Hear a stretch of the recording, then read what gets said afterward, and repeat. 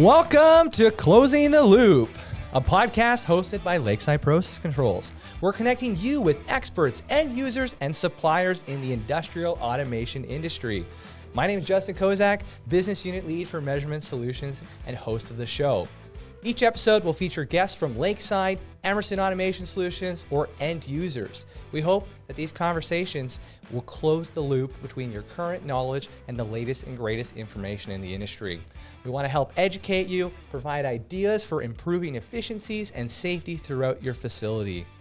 And with that, I'd like to introduce you to today's guest, none other than Mr. Logan Mueller. Logan, welcome to the show. Yeah, thanks for having me, Justin. Glad to be here. For any future guests, Justin gets you all buttered up, takes you out for a nice steak lunch before this, and gets you all well buttered up before you jump on the show. So I got to make sure you're sharing all the top secrets with the world today. You bring an inside scoop from Emerson. So you're joining us today from Boulder, Colorado. Well, you're visiting in Toronto, but you're from Boulder. That's right? Correct. I grew up in Colorado Springs and then went to CU Boulder and liked the area, so I hung around for the last 10 years now. Wow. And you've been at Micromotion Emerson ever since? I have been. Yeah, I started out at Micromotion actually working in the R&D department.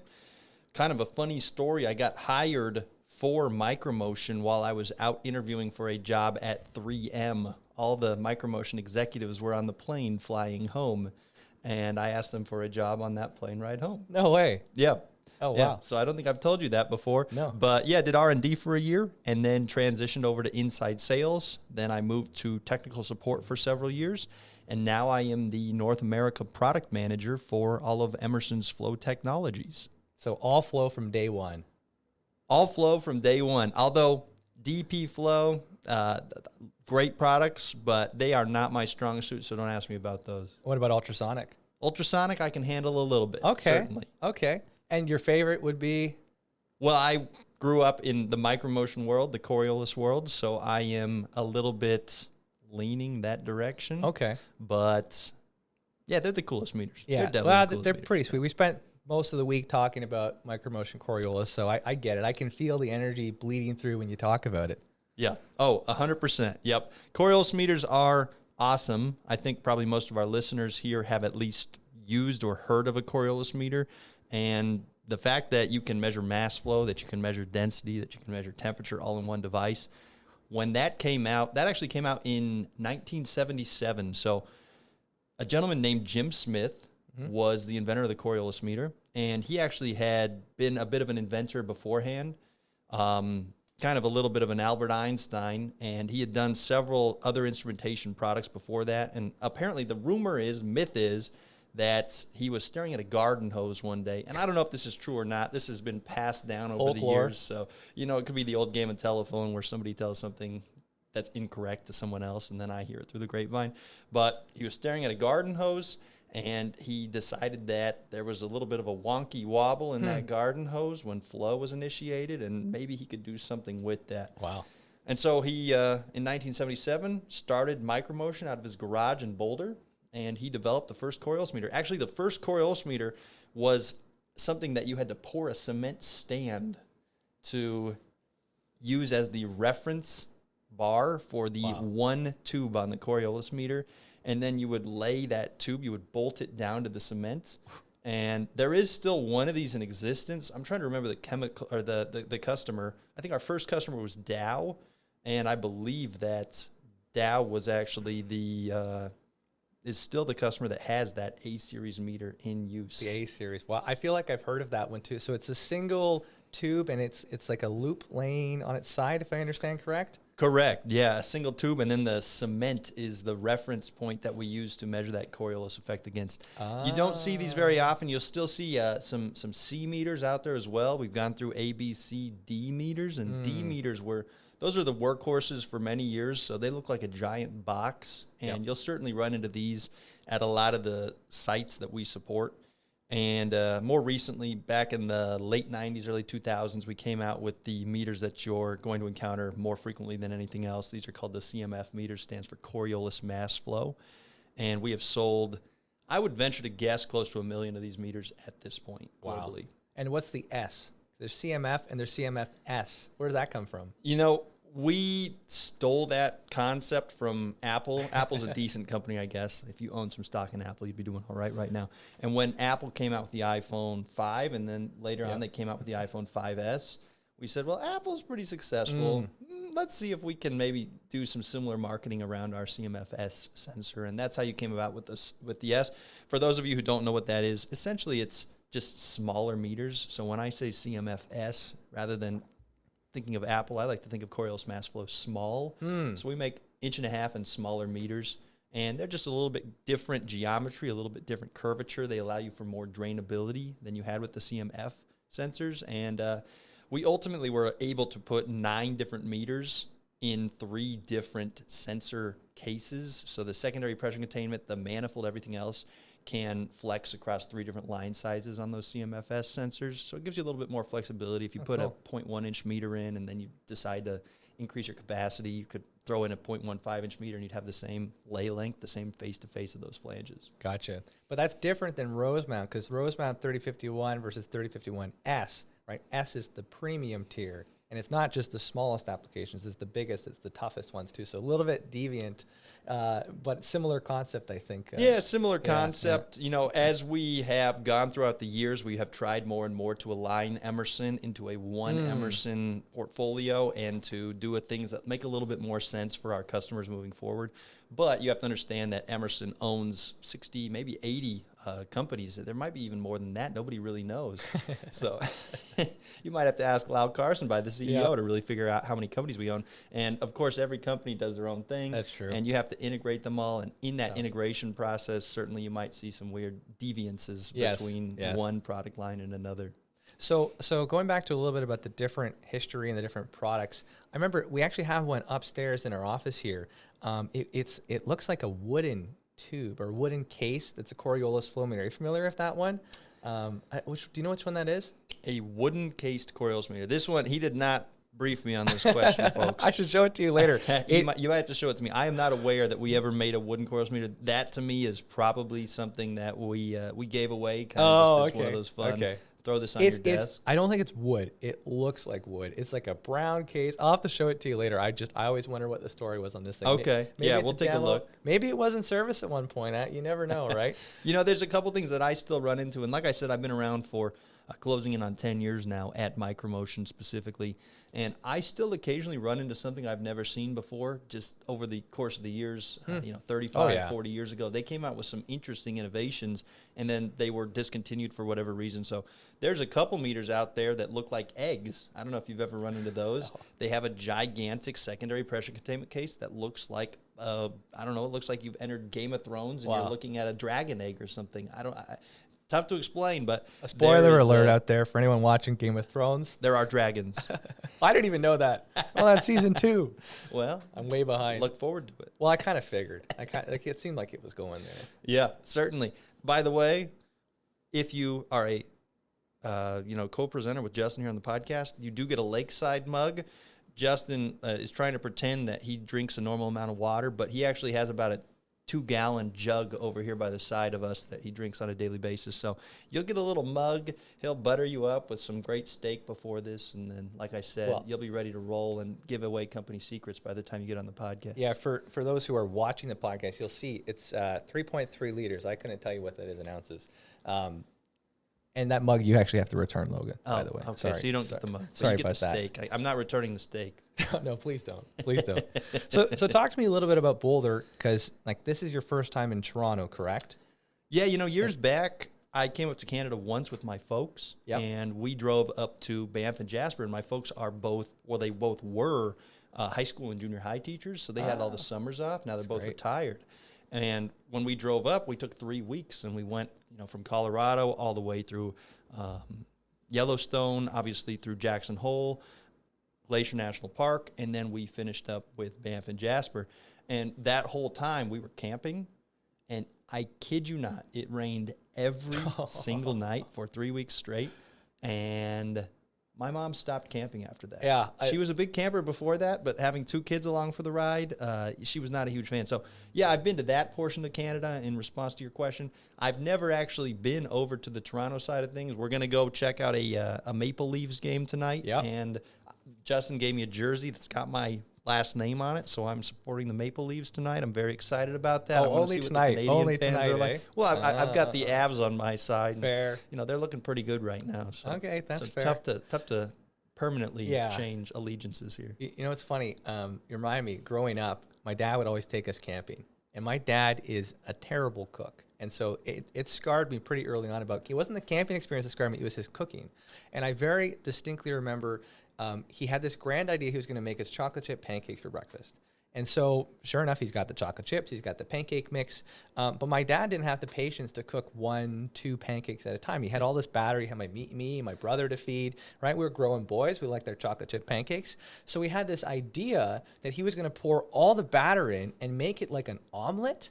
And so he did this, and he's cooking on a campfire, so it's not the best. So it was just such a mess. And he serves us this blackened pile of chocolate chip, I don't even know what you'd call it, mush. Half of it was burnt to a crisp. Half of it was raw. And he forced us to eat it. It's like, I made these, with my hard effort. You better eat all of it. And then ever since then, my brother and I said, you know what? Forget that. We have no interest in camping. So, it's beautiful. We go up for the day. We go biking. You go hiking. And then I want to get back to my nice comfy bed after that. Once you have a couple bad experiences, it's tough to get out there and camp again. You thought this was an automation podcast. We're going to tell you a little bit of everything while we go through some of the stuff here today. But one other story, then we'll get back to micromotion stuff. I worked with a bunch of middle school and high school kids for years and years and years, sort of a similar concept to what you may have heard of Young Life before, similar to that. And I took all these boys camping one year, and I made a boy responsible for each meal. Oh. And for the most part, they did a phenomenal job. Everybody had marinated steaks and chicken, and it was absolutely fantastic. But one boy shows up, and he pulls out a bag of oatmeal mix. Ooh. And he says, I'm ready. And luckily, I'd invited my dad because I figured we might need multiple adults to control the chaos. And my dad says, so how are you going to cook that? Well, I thought you guys would have pans for me. Oh, no. Okay, and how are you supposed to eat that? Did you bring some plates? What, there aren't plates in the desert? We were camping at the sand dunes in Colorado, which it's a pretty unique place. And long story short, I'll never forget this kid pulling out his bag of pancake mix, and that's it. Oh. Saying, I'm ready. I'm ready, guys. I can feed this group. There's no luck with pancakes, eh? No. You know what? Actually, worst story, not even growing up. This is 4 or 5 years ago. We're headed up to a cottage, and one of my friends was responsible for all the food for the weekend. And he did a very good job. He planned it out, meal by meal, got the most cheapest cost he could, bang for your buck based off of, all the different meats. So he did a good job. And then I remember going to his house, and we were going to carpool. And I opened his fridge because I'm going to try to take all the meat out. And I'm going, did you not buy all the meat? And he's like, yeah, I bought it last night. I'm like, well, where is it? He's like, oh, it's in the cooler. I'm like, oh, okay. Like, you got like a Yeti cooler? And he's like, no, I just got a regular cooler. I'm like, well, like, how are you keeping it cold?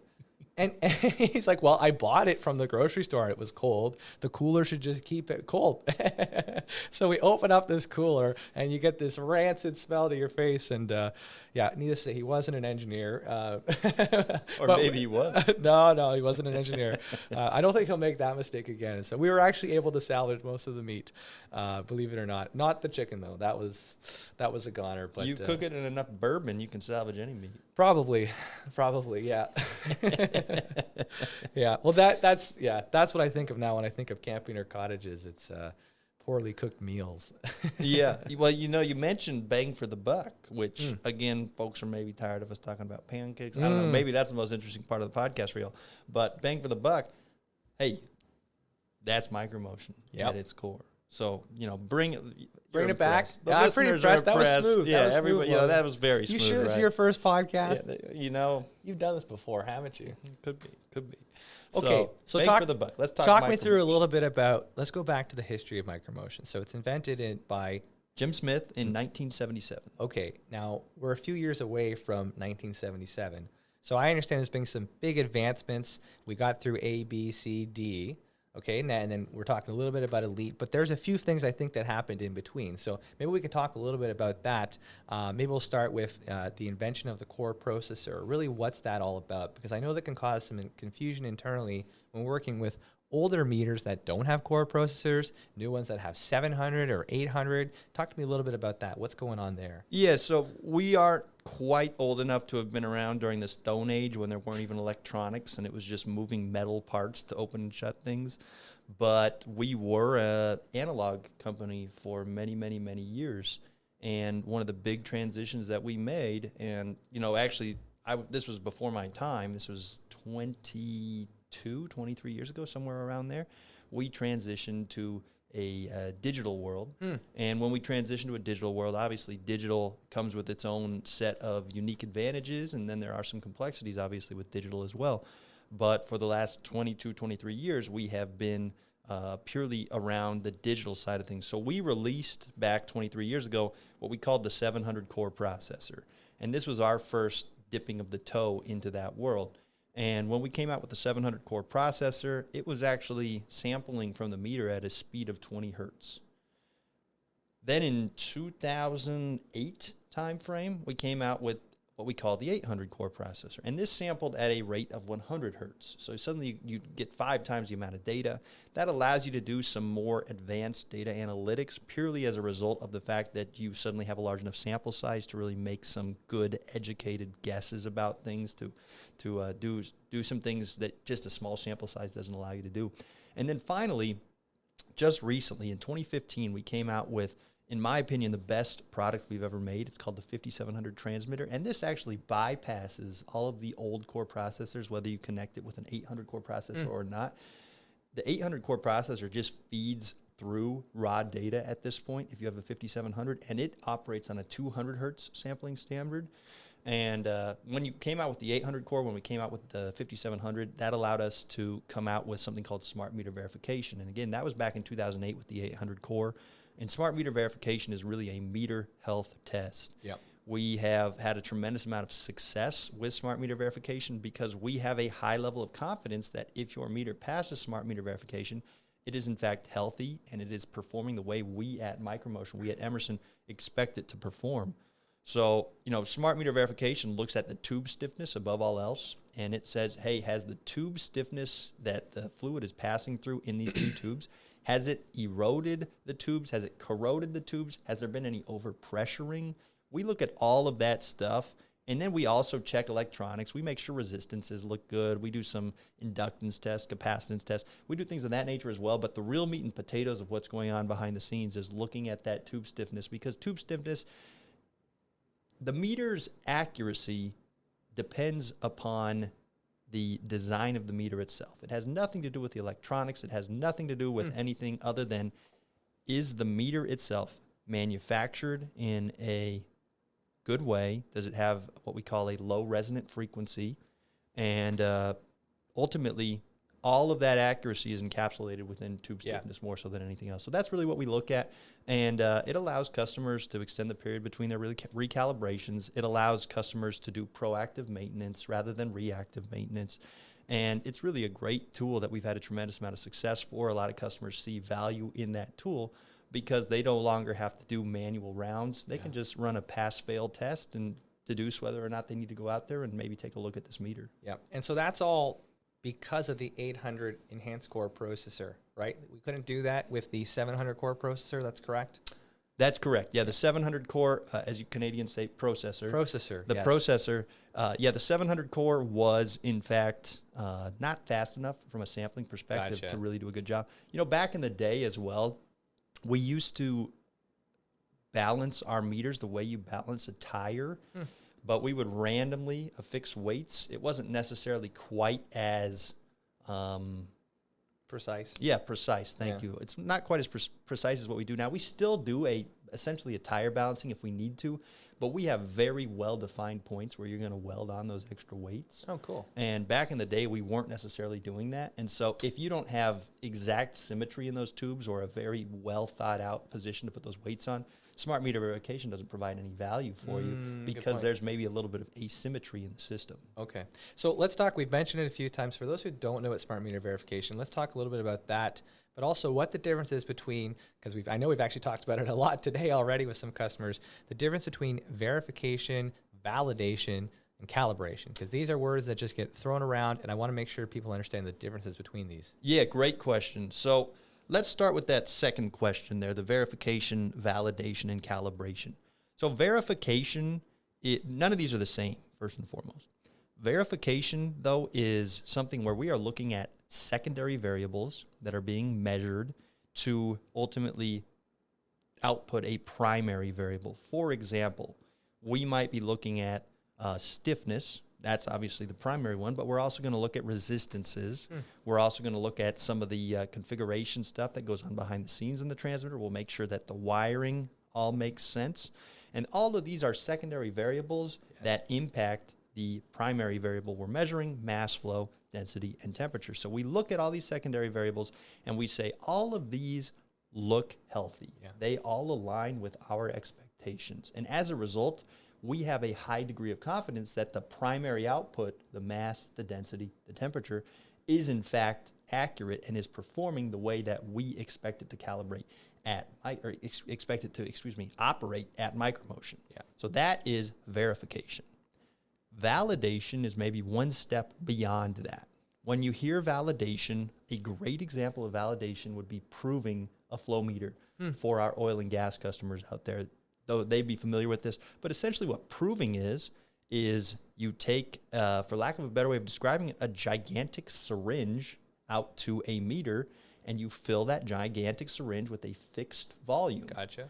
And then you flow that same exact fixed volume through a Coriolis meter in this instance, and you say, well, the Coriolis meter measured 101 barrels, and the prover was 100.5 barrels, and ergo, we're going to make a correction in the Coriolis meter, and that's called validating the meter. Typically, like I said, this is oil and gas, and the reason that you would do this, typically you don't have to make changes to a Coriolis meter. It's almost always going to be more accurate, but in a volumetric sense, oftentimes pressure and temperature are going to affect the volume, and since oil and gas is a volumetric measurement traditionally, you may prove the meter or validate the meter and put some sort of offset, some sort of meter factor in place, just purely as a result that you are measuring volume rather than mass, because mass is always going to be more accurate.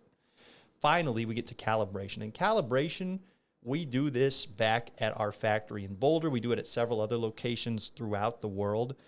Calibration is something, first and foremost, that is NIST traceable. So NIST, I believe, stands for the National Institute of Standards and Testing. Don't quote me on that. That may not be right.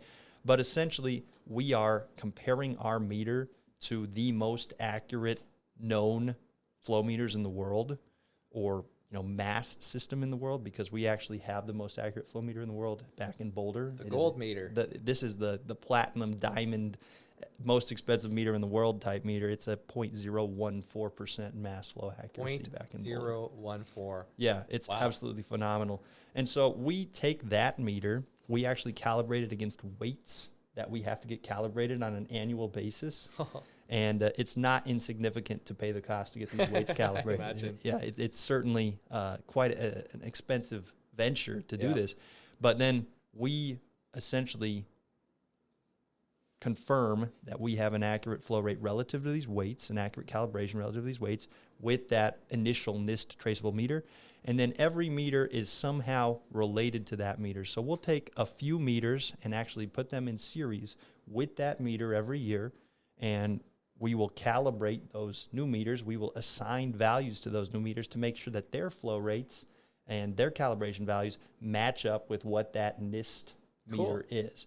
And then those meters will then get used in a lot of our calibration stands throughout the world, and we will actually put all of our other meters in series with those, the ones that get sent out to customers, and we will assign calibration values so that those meters match up their flow rates appropriately across a wide range of flow rates.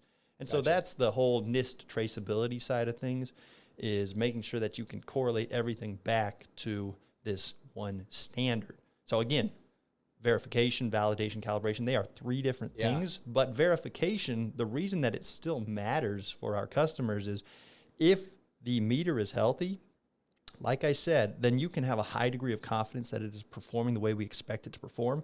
And as a result of that, you can oftentimes, and this is accepted by a lot of the different agencies that require recalibrations, you can extend that period between recalibrations, maybe from 1 year to 3 years in a lot of instances, from 6 months to 2 years, from 3 years to 5 years, whatever it may be. And every time you can prevent a recalibration from occurring, you're saving significant money. Yep. So that's the one really, thing that you can put a true value around. And then the other thing is it's a great tool for troubleshooting. Mm-hmm. If a customer calls, and back in the day when I did a lot of tech support, I would be talking to 20-ish customers a day.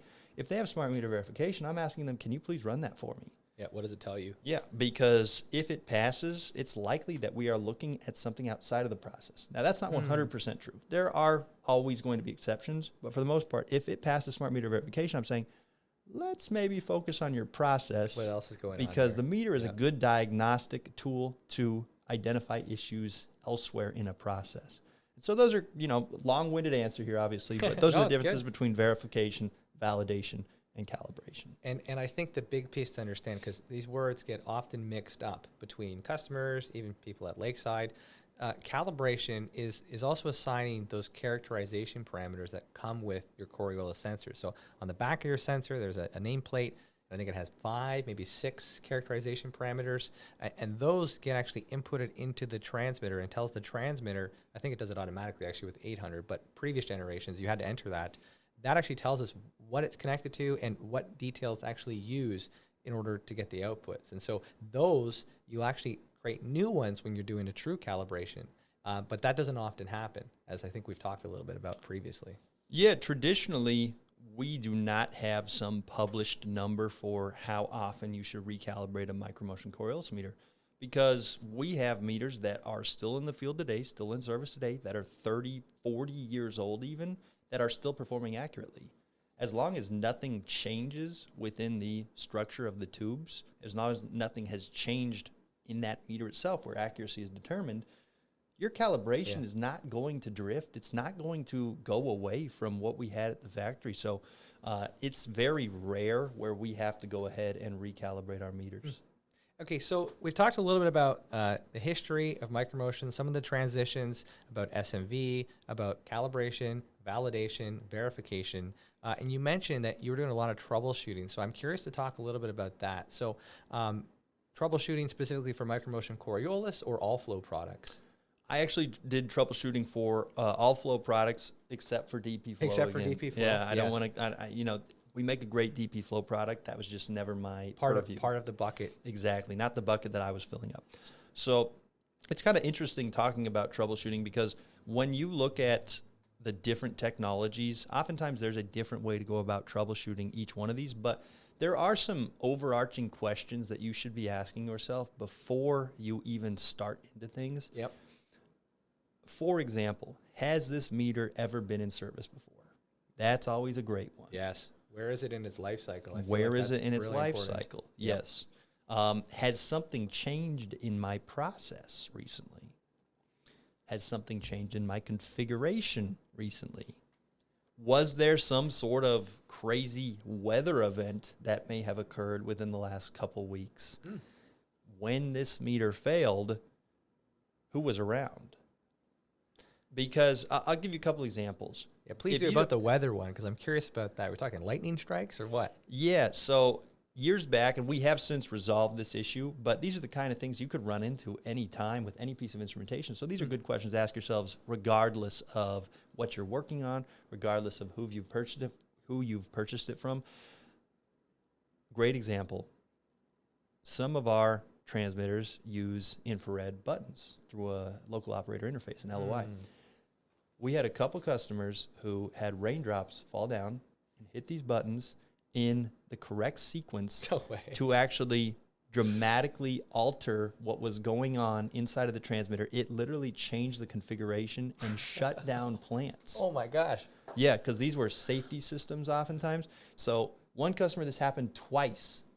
I feel like they should have bought a lottery ticket after that one. Well, or whatever the opposite of a lottery ticket is, right? Yeah, true. Yeah. But yeah, you can run into these types of events. And again, like I said, we've resolved that issue, but there's still... Well, how would you even prepare for that issue in case the rain droplets hit a correct sequence to change your configuration. Right. So you might have to lock your screen, and that's something we added in after the fact there at that particular customer because of this exact issue.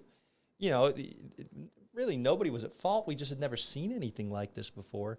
And the customer ended up losing hundreds of thousands of dollars of revenue as a result of this, purely because they had to shut down their operations and figure out what was going on, and then ultimately come back with some type of troubleshooting on this particular piece of equipment. So back to the troubleshooting side of things, you need to be asking yourself these basic questions.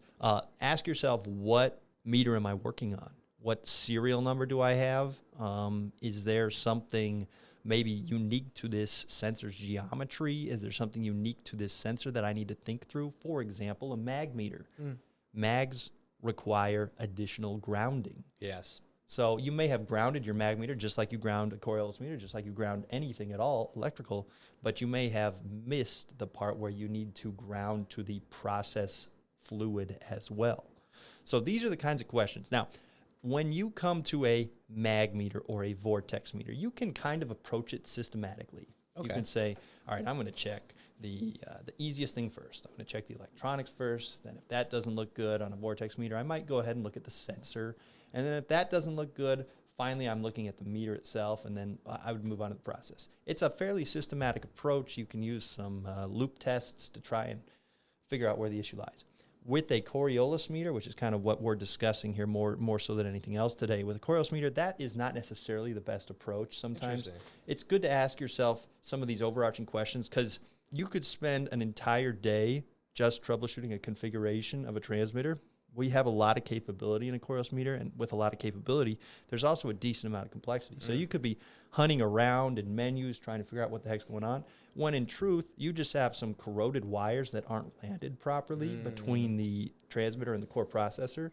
And so it's important to look at some of your lights as well. We do have, little status lights on the core processors, on the transmitters.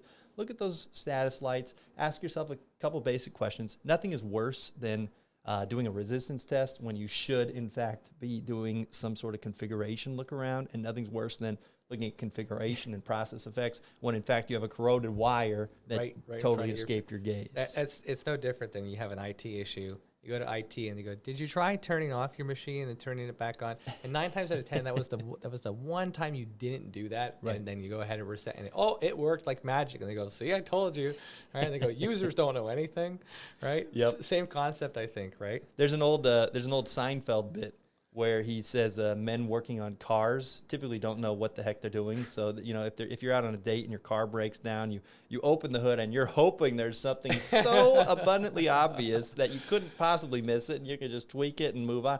And a lot of times I find that that's the case, not only with the computer troubleshooting, but also some of the troubleshooting that we do with flow meters. Sometimes it is an abundantly obvious solution, and you can look like a genius if you can just take a step back and ask yourself some very basic questions. Believe it or not, again, on mag meters, about 80% of the phone calls that we receive are related to wiring and grounding issues. Wow. So take a step back, ask yourself some basic questions just related to troubleshooting, and you're going to be very successful and be able to resolve a lot of the issues that you have going on. If you aren't able to resolve those, that's when you pick up the phone. Yep. You give the guys at Lakeside a call. You give us at Emerson a call. We will help you in whatever capacity we need to make sure that your equipment is working properly. Yep. And I feel like you brought up a good point earlier, too, where it really depends on where you are in the life cycle. Because if you just get a flow meter and you just install it and you have issues, versus it's 4 years into its life, even versus 10 to 15 years, right? Then those are different things that we would do. Because I find personally that, it's very easy, I would say, to make a simple configuration mistake, and that has a huge impact, right? Or installation mistake, mind you, right? So either or can have big impacts. And it's nice when those happen because it's a very easy phone call and you go, "Hey, actually it's, when you put in the characterization parameter, you were off by 1 and that's off." Or, simple things like you have the wrong units, right? That's another great one. Or I know you're not exactly the DP flow guy, but we quite often ran into where are you performing the square root calculation? Is that in the transmitter or is that in your PLC or DCS? And sometimes we would do both. So So you'd have a square root, and then you have a square root again, and the flow signals wouldn't make any sense, and it was just a bit of a miscommunication. Just took a little bit of reconfiguration. Yeah, and you know what's interesting, as we get younger and younger at a lot of these facilities, a lot of our customers obviously are struggling to find folks that have experience, and so you're forced to hire folks right out of college, which is, of course, totally understandable. But as you get younger, some of these problems that maybe you would expect somebody with some experience to instantly troubleshoot, they're not able to instantly troubleshoot some of this stuff. And it always is good to take a step back and say, hey, have we just scaled this unit properly? Have we, in fact, confirmed that the frequency input card on our PLC matches the frequency output that we've configured the transmitter to? That happens very frequently. And as we, again, lose our knowledge base at a lot of our facilities, a lot of our customers going through the same exact thing, these are the kinds of things that it's great to just consider, take a step back, and really think about what's going on. Yeah. Well, I mean, for those who aren't watching, collectively we add our ages, it equates to some of our peers. So I think, we're seeing that across industry. But on that same, note, can you talk to me a little about where the R&D focus is? Because I feel like that you might be hitting upon some of those points, because, we're at this point where I don't know how much more accurate we're going to get, and it's probably going to be diminishing returns at that point. Are we going to care about 0.004, 0.04, or 0.4, right? I mean, it depends on the application, depends on the customer, but I feel like that's not where the priority is anymore. We're at kind of max for what people care about. Yeah, it's a great question. So first and foremost, we are still primarily Micromotion specifically is primarily a transmitter and a meter company. We make flow meters, right? So we make sensors, we make transmitters. That's not going to stop. I want to be very clear. Yeah. There are, for example, we've got a lot of carbon capture projects that are occurring. So we're trying to evaluate whether we have the right solutions in that space. Maybe it involves some higher pressure solutions. Who knows? We, are going to continue to, innovate as far as sensors and transmitters go here for the foreseeable future, depending on what is relevant and pertinent to the market. That's not going to stop. That being said, we are aware that at a certain point, who cares about 0.0001 accuracy or 0.01 accuracy? It doesn't matter. It's not going to make an impact on anyone's life or on anyone's measurement point. So what we are really spending a lot of time and energy on is convenience. Yes. Making sure that we are able to set things up very, very easily, communicate very, very easily.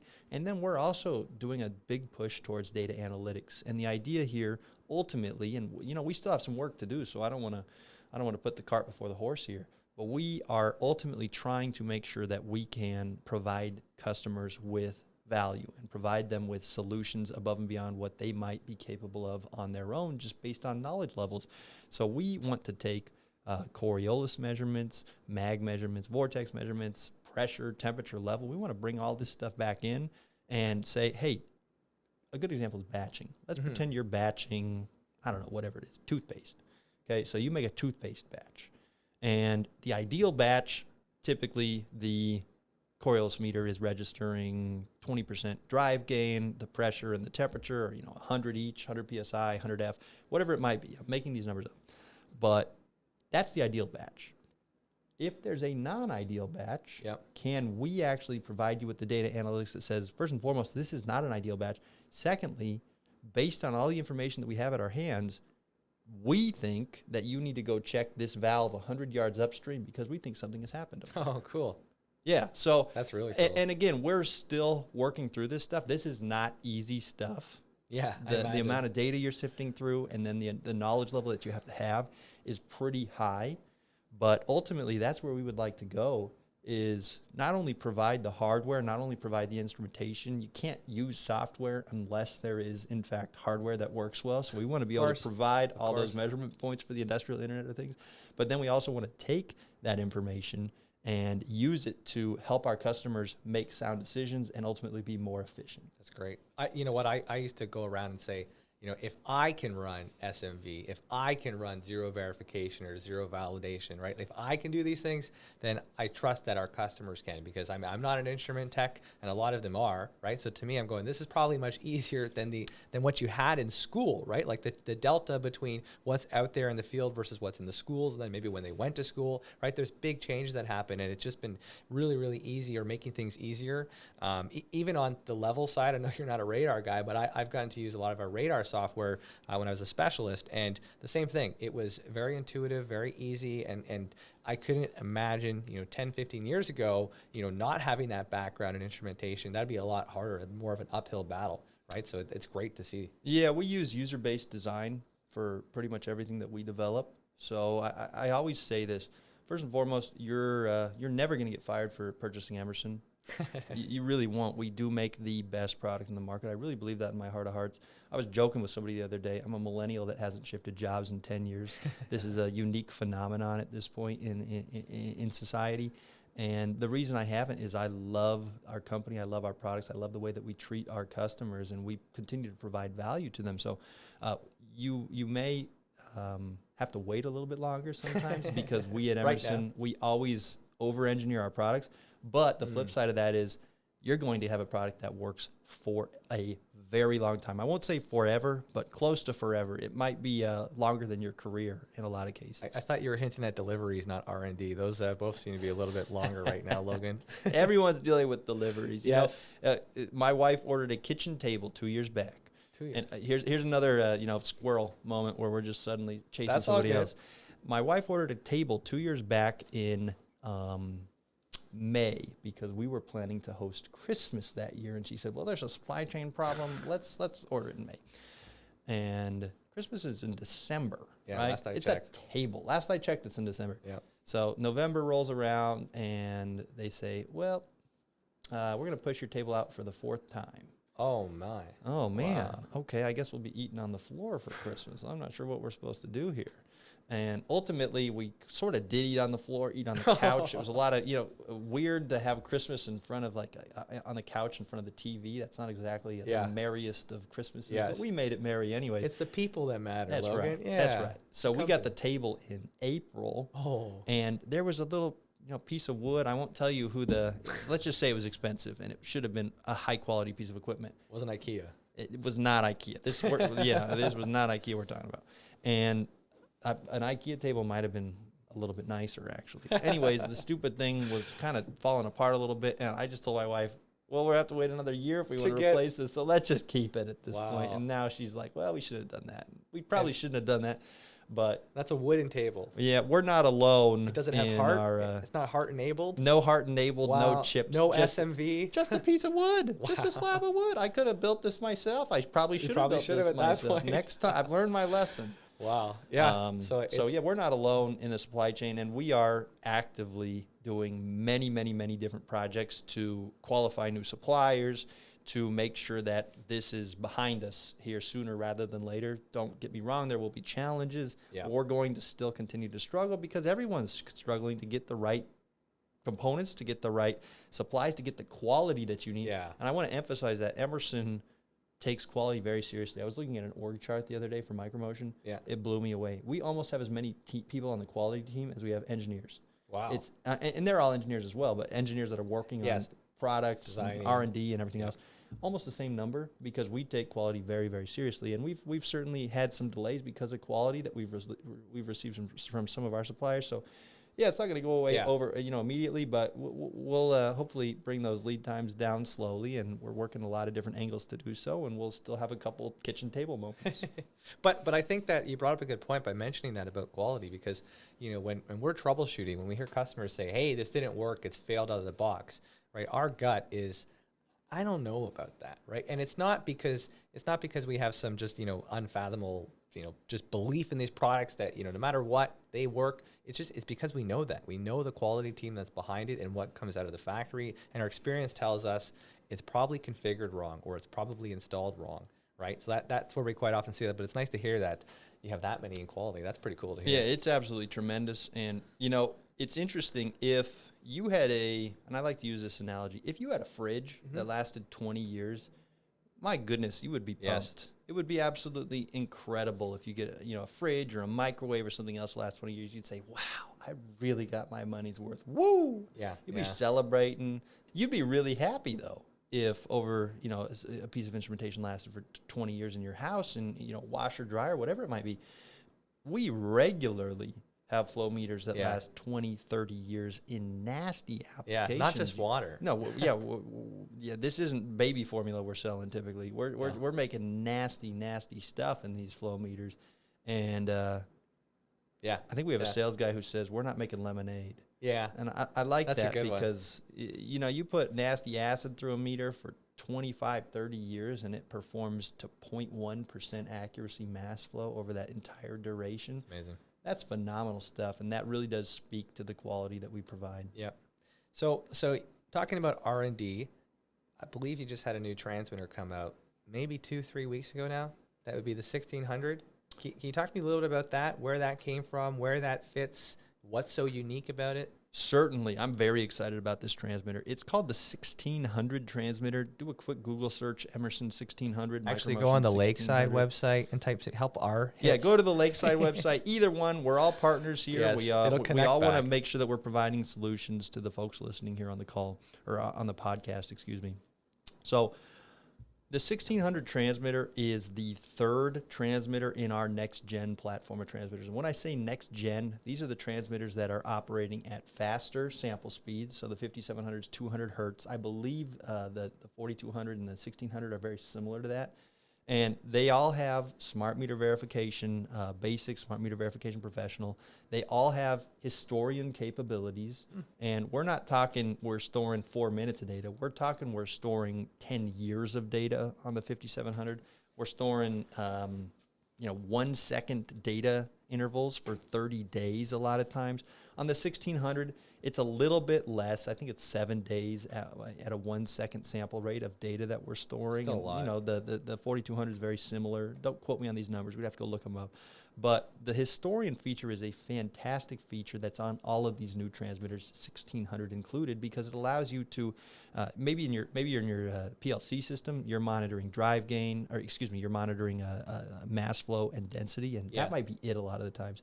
Our historian keeps track of those items, but it also looks at amplitudes, it also looks at drive gains, it looks at a lot of the things that we use for troubleshooting. So it's a really, really great tool above and beyond what your PLC is actually storing in its database. You also are getting a real-time clock, and this is important because when you print a report on smart meter verification, whatever it may be, when you print that report, you want a timestamp on that. Yep. And whoever is actually certifying that the meter is still healthy, the agency that comes by and certifies that, they want to see a timestamp, and that is also available on this. The 1600 also has licensable things after the fact. So let's pretend that you have pretty bad two-phase flow. You could potentially use something like our advanced phase measurement and license it after the fact in the field. You don't need a service tech to do this. All you need to do is pay us a little bit of money, of course. we got to make some money, but we'll license it for you. You can input the license key yourself, and voila, you're off to the races and using these new software solutions to make sure that we are meeting your need. So the 1600, it has all of that, but then the real beauty of the 1600 is that it is a power over Ethernet device. So when I say power over Ethernet, the first time I heard this from a customer, I wasn't sure what they meant. I guess I just wasn't in the lingo. If you have a Cisco phone, and this is the way I like to describe this, if you've ever plugged in a Cisco phone at your desk, you get underneath the desk, and I did this right out of college, and it blew my mind. You get under the desk, you put in the Ethernet cable in the wall, and then I remember back in college, right when I started at Micromotion, I'm looking around for power, thinking, okay, well, I got the Ethernet connected. Where the heck is the power? Yeah, how do I power this phone? Yeah, why is this not powering? So I'm hunting around, crawling around down there, trying to find a power cable. Can't find it, end up standing up. I'm 6'6", so I don't like to go up and down very much. It's a lot of work for me. So I finally, muster the courage to stand back up. And when I stand back up, I see the phone's turned on. I said, wow, that's really cool. I've never seen that before. And that's exactly what we've done with this new transmitter. You simply plug in a Ethernet cable. There's no wiring required other than popping in an Ethernet jack into there, and then you plug it into, if you have a card or something that allows you to do power over Ethernet in your PLC or a switch or something of that nature, voila, you are powered up, you are off to the races, and you are getting Ethernet IP protocol. You can also, over the same Ethernet physical layer, you can put Profinet, you can put Modbus TCP. So you can have a couple different protocols floating over that same physical layer, and that's all available with that 1600 transmitter. So that's really the bread and butter of the 1600. the reason that we came out with this, the power over Ethernet is cool, no doubt about it, but we also wanted to have a very small footprint. So again, if you Google 1600 transmitter, Lakeside Process Controls, Emerson, whatever you want to do, if you Google that, you're going to see the smallest footprint that we have ever created for a transmitter. This is a very small device. We offer it in a stainless steel version, and we also offer it in a aluminum version. In the stainless steel version, you can have a polycarbonate cap, essentially, so that it is ready to go for food and beverage customers. And a lot of times we have, after working closely, intimately with a lot of our food and beverage customers, we realized we didn't necessarily have the right solutions for them, a small enough solution, because they don't have much space in a lot of these applications. And so this is really designed to meet those kinds of challenges, those kinds of needs, and then obviously you can have the Ethernet, all the advantages that you get from Ethernet IP as well. Last thing I'll mention, it is rated for Class 1 Div 2 areas. It is not intended for Class 1 Div 1. That was never the intent behind coming out with this transmitter. Ethernet, I don't even know if you can get a Class 1 Div 1 rating. I'm not a Class 1, I'm not an explosions-proof expert by any stretch of the imagination, but Class 1 Div 2 is what this is rated for. Extremely small footprint. Again, we just came out with this 2-3 weeks back. The design process was extensive. I don't want to go too deep into the details of StageGate, but suffice it to say that we came out with several iterations. We tested these iterations at several different customers. They gave us feedback. We incorporated that feedback. We retested. Again, like I said, everything with Emerson, it may take a little while, but it's going to be engineered to as close to perfection as you can be. It's going to be well over-engineered, which is great because it can meet the toughest standards, the toughest tests, and perform well no matter what. And the 1600 is no different. You're not going to get serial number 1 if you purchase this transmitter. We've already tested serial number 1, 2, 3, 4, 5, 6, 7, 8, 9, 10, and et cetera at customer sites prior to this, making sure that this is actually a fantastic solution when it comes to market. And it's ready to roll, so please feel free to reach out to the guys at Lakeside. Feel free to reach out to the folks at Emerson. We want to make sure that we partner with you and help you use this solution to better your whatever you try to do in your processes. And the other thing to hit on, too, is the difference between Ethernet and HART, 420. I feel like people are familiar with that, but the big difference is the data transfer, right? Like that's the big piece where we see value for flow meters, for analytical process analyzers, for level transmitters, right? I think that's probably the other piece of it too, where we're seeing some need or some asks in the Ethernet world. Yeah. So when you talk HART, you're actually typically operating at about 1200 baud, and this may be too deep in the weeds for some of the listeners. So essentially, that means it's very slow. Okay. If you don't know what 1200 baud means, you just can't transfer very much data very quickly. Yeah. And a Coriolis meter, like I said, it does a great job of diagnosing not only what's going on in your piece of instrumentation there, but also your system. So it's outputting thousands of pieces of data potentially if you want all that data. And that overwhelms a HART system. So when you're talking HART, you're talking very, very slow. Then I won't give you a whole history lesson on the differences of protocols that have come out over the years, but suffice it to say that HART is the slowest. Then, Modbus came out, some of these other things, Foundation Field Bus came out, and then Ethernet, it's really the pie in the sky, the moment we've all been waiting for. It's the Neo, the one of protocols, and it is it's like a factor of 10 or 20, maybe even 100,000 times faster than HART, which allows you to do instantaneous, really fast data transfer and really large chunks of data. And like I said, it's the thing that everybody's been waiting for. And we're seeing a lot more and more folks slowly transition their facilities. Some of these new greenfield projects, they're transitioning these to Ethernet solutions just because of a lot of the benefits that they can derive from having Ethernet around their plant. Yeah, exactly. So before we let you go, I do want to hear some top secrets, what's coming next from Emerson, or I guess what can you share as to what's in the works or you're focused on, maybe not specifically, but kind of high level, what are you looking at for Micromotion? High level, so certainly one of the things that we want to make sure we bring to market, and we want to bring it to market, again, over-engineered, making sure that everyone understands that this is completely safe from being hacked, anything of that nature. We're going to bring Bluetooth to market here very shortly. I actually think we're right on the brink of releasing it on our pressure transmitters, and we'll be coming out with a flow solution here very shortly in the next few months as well. And obviously that's going to provide some value for our customers, certainly. We're going to come out with a brand new transmitter as well. And this transmitter, for those listening, it's going to essentially help us to get rid of the 1,700 and 2,700 transmitters. That's not going to happen overnight. Nobody panic. That's going to take a long time. But this is going to give you some of the same features that we talked about earlier. Historian, real-time clock, faster data sampling speed, which ultimately equates to better performance. So that's going to be coming out here sometime soon this year as well. We got some other really exciting stuff in the works. Some I am authorized to talk about and some I am not. So I don't want to necessarily step over the line there.